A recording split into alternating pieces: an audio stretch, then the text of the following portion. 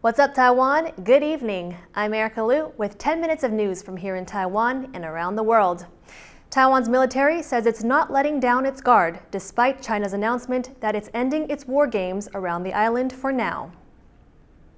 The Eastern Theater Command of China's People's Liberation Army said Wednesday it had successfully completed joint military operations surrounding Taiwan, but would continue to conduct what it called regular combat readiness drills. Taiwan's Defense Ministry says it remains on high alert nonetheless to defend the country's territory and the median line dividing the Taiwan Strait. Authorities said 17 Chinese warplanes crossed the median line on Wednesday, with another 19 aircraft and 10 warships operating nearby. China began its exercises last Thursday following the visit of U.S. House Speaker Nancy Pelosi to Taipei. Taiwan has continued its live-fire artillery drills for a second day in the southern county of Pingtung. The exercises aim to test Taiwan's ability to defend itself, especially its coastline. The weapons being used include U.S.-made howitzers, which Taiwan is expected to buy more of in the coming years. U.S. House Speaker Nancy Pelosi, meanwhile, has defended her visit to Taipei, telling American TV network NBC that her trip was, in her words, absolutely worth it. The vice chairperson of Taiwan's largest opposition party, the Kuomintang, or KMT, has left for a controversial trip to China. Andrew Shaw will visit Shanghai and several other cities in a trip that has been denounced by Taiwan's Mainland Affairs Council as ill-timed. Rick Glauert reports. Unlikely timing for a Taiwanese political leader to make a trip to China. But the vice chair of the country's largest opposition party is flying to southeastern Fujian province. Andrew Shaw's Kuomintang visit comes as relations across the strait are at their most delicate in decades. Taiwan has accused China of a gross violation of the country's rights, with unprecedented military exercises around the island. The continuing military drills were launched in objection to a visit by US House Speaker Nancy Pelosi. Last week, she became the highest-level US official to set foot in Taipei in 25 years. Xia says it is his party's duty to keep the lines of communication with China open. 6月就开始规划，我们去聆听在大陆工作的朋友们的这个心声，适时的、有尊严的替他们反映。China is still Taiwan's largest trading partner, and more than 100,000 Taiwanese work in China, Hong Kong, and Macau. Though this number has been declining, it is one of the last points of connection across the strait. China ended official communication with Taiwan in 2016 after President Tsai Ing-wen of the independence-leaning Democratic Progressive Party unseated the Kuomintang, or KMT, which favours a closer relationship with China. On Tuesday, Taiwan's Mainland Affairs Council, which oversees relations with China, condemned the KMT visit.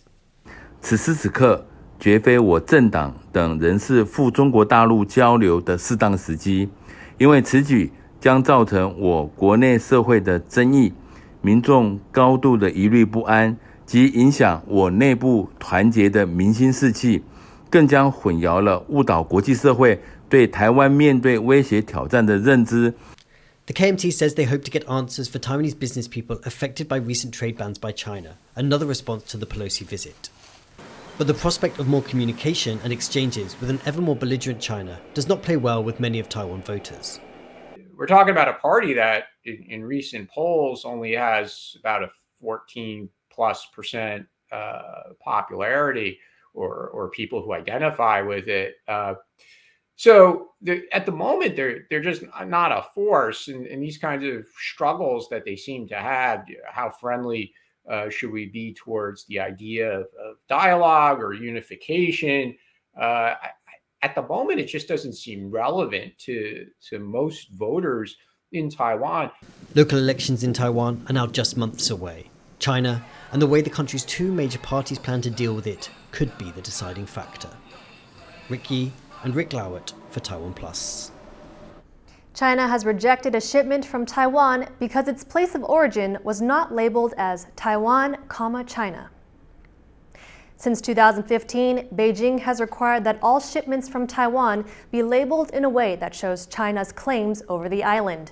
But Taiwan authorities won't let outgoing shipments carry Beijing's preferred wording. China's decision to block the goods comes as cross-strait relations have deteriorated following U.S. House Speaker Nancy Pelosi's recent visit to Taipei. China has retaliated in other ways, including a temporary ban on imports of more than 1,000 Taiwanese food companies. More than 100 COVID testing sites are being dismantled as demand for PCR tests drop. Taiwan's epidemic task force is also scrapping a PCR test requirement for everyone arriving in the country starting next week. COVID cases here are continuing to stabilize, and as Erika Liu reports, some businesses are reaping the benefits.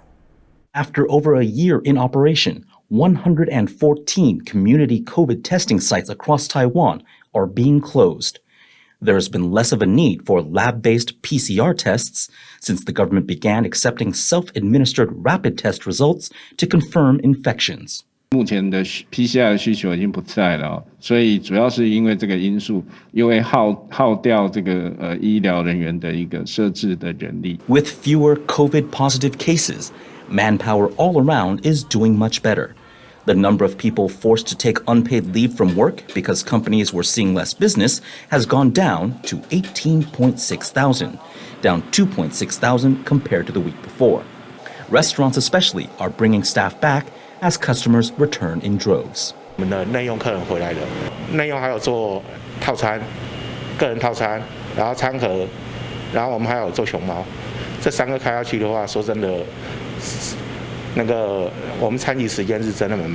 Despite the recovery in the restaurant sector, the tourism industry remains the hardest hit.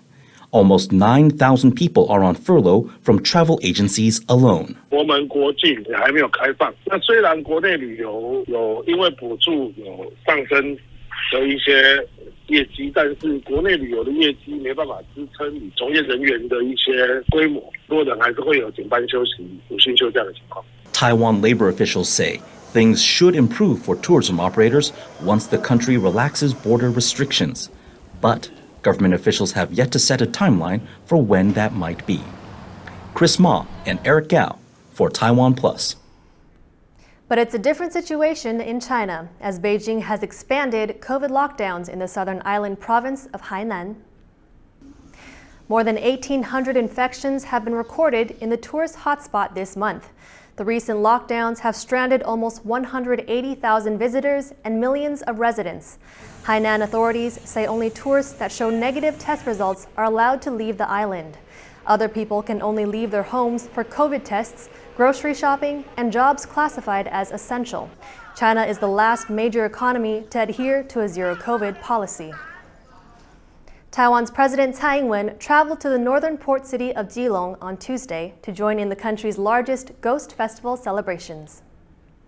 The Keelung Ghost Festival is being held for the first time since the COVID-19 pandemic began 2 years ago. Tsai was there for the lantern lighting ceremony. The illuminations are intended to help guide spirits back to the world of the living to enjoy a lavish feast and performances of traditional opera. According to folk custom, the 7th month of the lunar calendar marks the time when the barrier between the realms of the living and the dead opens, and ghosts wander the earth.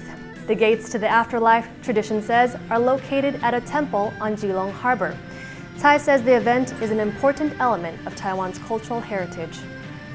中元祭的精神象征着族群的融合，凝聚了我们对这块土地的认同。不仅是基隆人生活中不可或缺的一部分，也是台湾很重要的文化资产。